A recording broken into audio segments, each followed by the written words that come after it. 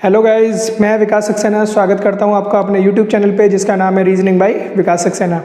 दोस्तों, हम लोगों ने प्रीवियस लेक्चर में सीखा कि कैसे हम लोग ट्रायंगल को काउंट करते हैं। ठीक है, कुछ शॉर्ट और यूनिक कॉन्सेप्ट सीखे जिसकी सहायता से हम विद इन सेकेंड उनका आंसर दे सकते थे। अब हम लोग स्टार्ट करने वाले हैं काउंटिंग ऑफ स्क्वायर्स, जिसको बोलते हैं वर्गों की गणना। किस प्रकार से करेंगे वो देखिएगा कि वर्ग कब बनता है, जब जिसकी चारों भुजाएं समान हो और प्रत्येक एंगल कितने डिग्री का हो, 90 डिग्री का हो। तो हमें वहाँ पर यही प्राप्त करना है। अभी मैं बेसिक आकृतियों की बात कर रहा हूँ, इसके बाद मैं आपको बताऊंगा एडवांस लेवल के क्वेश्चंस कैसे करने हैं। ठीक है, तो बेसिक तरीका सीखिएगा सबसे पहले, उसके बाद हम आगे बढ़ते हैं। यहाँ पर अगर हम देखते हैं तो यहाँ पर कितना वर्ग है, एक वर्ग है। सिंपल सी बात, एक वर्ग या एक स्क्वायर आंसर हो गया। ठीक है, यहाँ अगर देखते हैं वर्ग काउंट कर रहे हैं तो देखिए 1 2 3 4, 4 ये और एक ये 5, यानी कि आंसर कितना हो गया, 5 वर्ग आंसर हो जाएगा। अब बात आती है यहाँ पर, यहाँ काउंट करते हैं तो 1 2 3 4 5 9, 9 वर्ग ये हो गए। इसके बाद इस पॉइंट के साथ अगर आप देखेंगे तो इन चारों को मिलाकर एक वर्ग बन रहा है। फिर इस पॉइंट के साथ देखेंगे तो इन चारों को मिलाकर एक वर्ग बन रहा है 2। फिर इस पॉइंट के साथ एक और वर्ग 3 और इस पॉइंट के साथ एक और वर्ग 4। कितना हो गया, 9 और 4 13 और एक ये पूरा बड़ा वाला, यानी कितना हो गया, ये हो गया 14 वर्ग आंसर हो जाएगा। ठीक है, अब मैं आपको इसका सिंपल सा तरीका बताता हूँ। जैसे ये आकृति आ जाए या इससे भी बड़ी आकृति आ जाए तो कैसे आंसर करना है। हम यहाँ पर देखते हैं रो और कॉलम। रो मीन्स क्या होता है, पंक्तियाँ इस तरीके से चलना है और कॉलम ऊपर से नीचे की ओर। ठीक है, जब रो और कॉलम बराबर होंगे, रो और कॉलम बराबर होंगे, दोनों कितने हैं, 3 हैं, तो हम क्या करेंगे, वर्ग के केस में वर्क करना शुरू करेंगे और 1 से स्टार्ट करेंगे वर्क करना और जितनी संख्या है वहां तक ले जाएंगे और उसे जोड़ देंगे। कैसे, रो और कॉलम 3 है तो 1 का स्क्वायर प्लस 2 का स्क्वायर प्लस 3 का स्क्वायर, यानी कि 1 प्लस 4 प्लस 9 इक्वल टू 14 वर्ग आंसर हो जाएगा, जैसा कि हमने यहाँ बताया। ऐसे ही यहाँ देखिएगा आप, रो हमारे कितने हैं, 2 और कॉलम भी कितना है, 2। ठीक है, तो रो और कॉलम कितना है, 2, यानी कि 1 का स्क्वायर प्लस 2 का स्क्वायर, 1 प्लस 4 इक्वल टू 5 वर्ग आंसर हो जाएगा, जो कि यहाँ आंसर आया था। सेम केस यहाँ अप्लाई करते हैं तो रो कितना है, 1 2 3 4, कॉलम कितना है, 1 2 3 4। रो और कॉलम बराबर हैं तो 1 का स्क्वायर प्लस 2 का स्क्वायर प्लस 3 का स्क्वायर प्लस 4 का स्क्वायर, यानी कि 1 प्लस 4 प्लस 9 प्लस 16 9 25 4 29 और एक 30 वर्ग आंसर हो जाएगा। अगर रो और कॉलम हमारे होते 5 तो आंसर कितना हो जाता, यहाँ 25 और जोड़ दिया जाता, आंसर हो जाता 55 वर्ग। आगे चलते हैं। हाँ जी, तो हम लोगों ने अभी क्या सीखा, जब रो और कॉलम समान थे वो केस सीखा। अब मैं आपको बताने जा रहा हूँ रो और कॉलम जब असमान होंगे उस केस को हम कैसे सॉल्व करेंगे। तो यहाँ आप देखिएगा, रो हमारे कितने हैं, तो 2 रो हैं और कॉलम कितना है, तो 3 कॉलम है, 1 2 और 3। ठीक है, रो 2 हैं और कॉलम है 3। ठीक है, तो अगर आप देखेंगे हमने अभी क्या सीखा था, समान वाला केस किया था। अगर मैं मान लूं कि कॉलम अगर 2 ही है हमारे, यहाँ से लेके यहाँ तक, तो हमारा आंसर कितना होता, रो और कॉलम में तो 2 हैं तो 1 का स्क्वायर प्लस 2 का स्क्वायर प्लस जितना भी एक्स्ट्रा है पोर्शन उसको हम नंबर्स दे देंगे 1 और 2, और इन दोनों का एडिशन कितना हुआ, 3। कितना हुआ, 3, तो 3 और जोड़ देंगे, 1 प्लस 4 प्लस 3, आंसर हो जाएगा 8 वर्ग। ठीक है, ये हो गया पहला तरीका। दूसरा तरीका एक और बताता हूं आपको। ठीक है, दूसरा तरीका देखिएगा, रो है 2 कॉलम है 3, इन दोनों का मल्टीप्लाई किया, 2 3 जा 6, और अब रो में से एक कम कर देंगे तो 1 और कॉलम में से एक कम कर देंगे तो 2, 1 इंटू 2 इक्वल टू 2।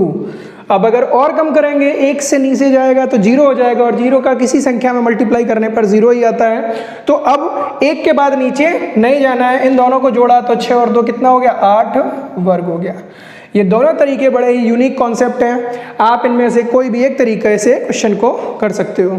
ठीक है। यहाँ देखिएगा रो हमारे कितने हैं, 1 2 3 और 4, कॉलम कितना है, 1 2 और 3, रो है 4 कॉलम है 3, 4 तिया 12, फिर एक कम किया 3 और यहाँ से कम किया 3 दूना 6, यहाँ से फिर एक कम किया और यहाँ पर एक किया, 2 एकम 2, 12 6 18, 2 20 वर्ग आंसर हो जाएगा।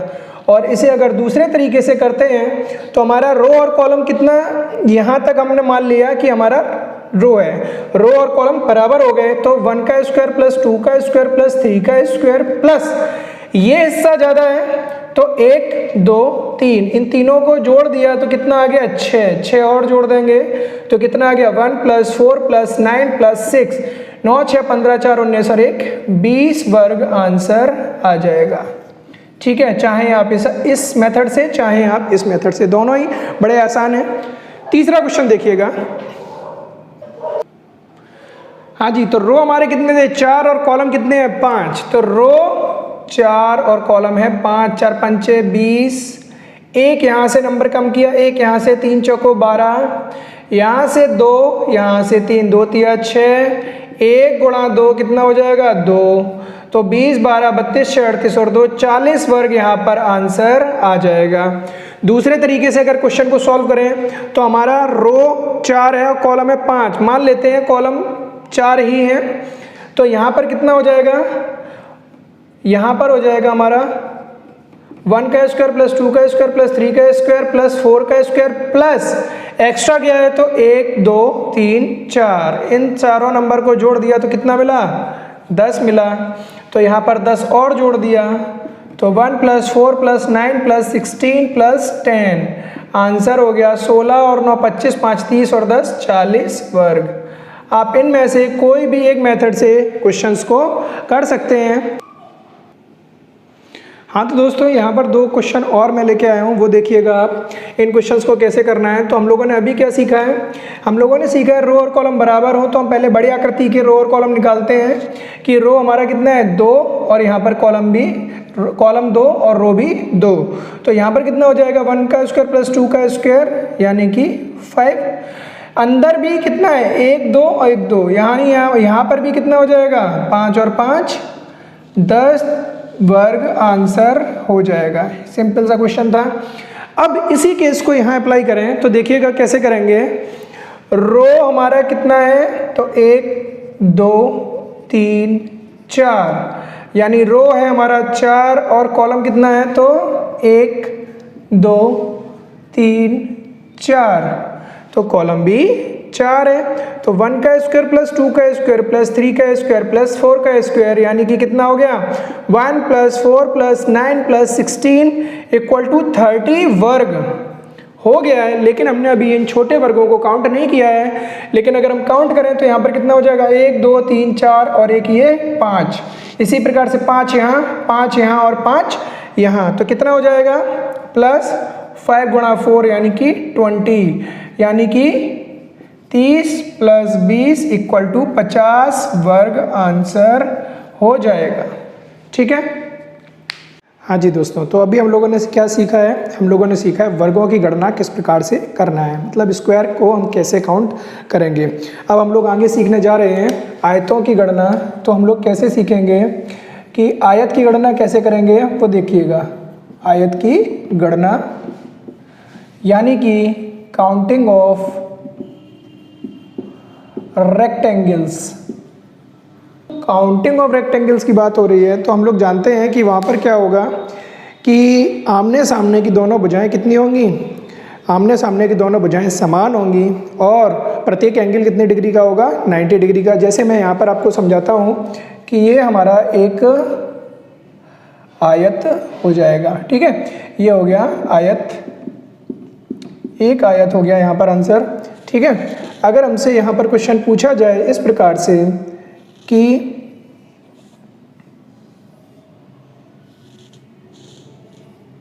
यहाँ पर कितने आयत होंगे, तो देखिएगा हम लोग क्या करेंगे यहाँ पर कि 1 2 3 4 तो आयत हो गई है। ठीक है, इसके बाद अगर हम लोग देखेंगे तो यहाँ पर अगर मैं ये हिस्सा हटा दूँ, ठीक है, तो हमें ये 2 आयत और मिले, ठीक है, 2 आयत और मिल गए, ठीक है। इसके बाद अगर आप देखोगे तो हमारे 2 आयत ये और दूसरा ये 2 आयत और मिले, और एक ये पूरा आयत, यानी कितना हो गया टोटल 4 2 6 2 8 और 1 9, ठीक है। इस लाइन को मैं मिला देता हूँ, तो यहाँ पर कितने आयतों की संख्या होगी, 9 आयत यहाँ पर हो जाएंगे, ठीक है। हाँ तो दोस्तों अभी हम लोगों ने क्या सीखा है, यहाँ पर जो आंसर निकाला था वो आया था हमारा क्या, 9 आयत यहाँ पर आंसर आ गया था, ठीक है, काउंट करके दिखाया था। लेकिन अगर हम यहाँ पर देखेंगे तो हमारे लिए काउंट करना मुश्किल हो जाएगा, तो हम लोग यहाँ पर एक सिंपल सा तरीका सीखते हैं। और सिंपल सा तरीका क्या है, हम लोग देखते हैं यहाँ पर कि मैंने आपको वहाँ पर वर्ग वाले केस में 2 केस करवाए थे कि जब रो और कॉलम समान हो और दूसरा रो और कॉलम असमान हो। वैसे ही यहाँ पर आयत के केस में भी रो और कॉलम समान वाला केस बन रहा है इन आकृतियों में। तो हम यहाँ पर देखेंगे रो और कॉलम जब हमारे समान हैं, ठीक है, रो और कॉलम हमारे समान हैं, कितने हैं, 2 हैं। रो और कॉलम जब समान हैं तो हम क्या करेंगे, वर्ग के केस में आप याद कीजिएगा हम लोगों ने क्या किया था, वहाँ पर वर्ग किया था। आयत के केस में हम लोग करेंगे यहाँ पर क्यूब करेंगे, क्या करेंगे, क्यूब करेंगे, यानी कि घन करेंगे। और ये रो और कॉलम 2 आया तो हम क्या करेंगे, 1 का क्यूब प्लस 2 का क्यूब, यानी 1 + 8 = 9 आयत। यानी कि हम यहाँ पर ऐसे करके इस क्वेश्चन का आंसर दे सकते हैं। सेकंड क्वेश्चन देखिएगा, रो हमारे कितने हैं, 1 2 3, कॉलम कितना है, 1 2 3, यानी कि रो और कॉलम समान आ गए तो हम क्या करेंगे, 1 का क्यूब प्लस 2 का क्यूब प्लस 3 का क्यूब, यानी कि 1 + 8 + 27, आंसर हो गया 36 आयत। ऐसे करके इन क्वेश्चंस का आंसर दे सकते हैं। यहाँ पर हम लोग देखते हैं तो यहाँ पर रो हमारा कितना है, 1 2 3 और 4, कॉलम कितना है, 1 2 3 और 4, तो रो और कॉलम हो गए बराबर, यानी 1 का क्यूब प्लस 2 का क्यूब प्लस 3 का क्यूब प्लस 4 का क्यूब, ठीक है। तो आंसर हो जाएगा 1 + 8 + 27 + 64, यानी कि 100 आयत आंसर हो जाएगा यहाँ पर, ठीक है। तो ऐसे करके हम इन क्वेश्चंस का आंसर निकाल सकते हैं। हाँ जी, तो हम लोगों ने अभी क्या सीखा कि जब रो और कॉलम समान होते हैं तब कैसे केस करना है। अब हम लोग क्या सीख रहे हैं, जब रो और कॉलम असमान हैं तब कैसे सॉल्व करेंगे। आप यहाँ पर देखिएगा हमारे रो कितना है, 2 और कॉलम कितना है, 3, ठीक है। अब रो और कॉलम आ गए अलग अलग हैं तो हम क्या करेंगे यहाँ पर, तो देखिएगा रो हमारे कितना है, 2 और कॉलम है 3, ठीक है। तो यहाँ पर एक फॉर्मूला है जिससे आयतों की गणना कर सकते हैं, row into row plus 1/2 into column plus 1/2। तो रो हमारा कितना है, 2, और यहाँ पर कितना हो जाएगा, 2 और 1 3/2 इंटू कॉलम कितना है, 3 और 3 और 1 4/2, 2 दूना 4, 2 तिया 6 तिया 18 आयत आंसर आ जाएगा। लेकिन एग्जाम में हमें ऐसे इन क्वेश्चंस का आंसर नहीं देना है। मैं आपको एक बिल्कुल शॉर्ट तरीका बताता हूँ जिसकी सहायता से आप अभी आंसर दे सकते हो। कैसे कि यहाँ पर हमने देखा रो हमारा कितना है, 1 और 2, और कॉलम कितना है, 1 2 3। इन दोनों नंबर को ऐड किया कितना हुआ, 1 और 2 3, और इन तीनों नंबर को ऐड किया तो कितना हुआ, 1 2 3 3 6। बस ये दोनों नंबर को मल्टीप्लाई किया, 6 × 3 = 18 आयत आंसर आ जाएगा। जैसा कि हमारा इस फॉर्मूले से आया था, हमने डायरेक्ट यहाँ से आंसर निकाल दिया।